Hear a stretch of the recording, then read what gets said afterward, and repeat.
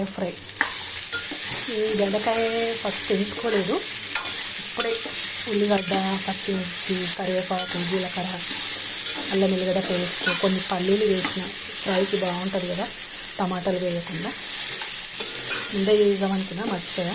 మళ్ళీ పెట్టి ఇప్పుడు ఇట్లా ఆయిల్లో ఇట్లా ఫ్రై చేసుకుంటే అట్లా ఉల్లిగడ్డ, పసుపు, అల్లం ఎల్లిగడ్డ వేసేసినాక ఫ్రై చేసుకుంటే అయిపోతుంది. కొన్ని పల్లీలు వేసిన, చాలా బాగుంటుంది ఫ్రై కదా. టమాటా అవసరం లేదు.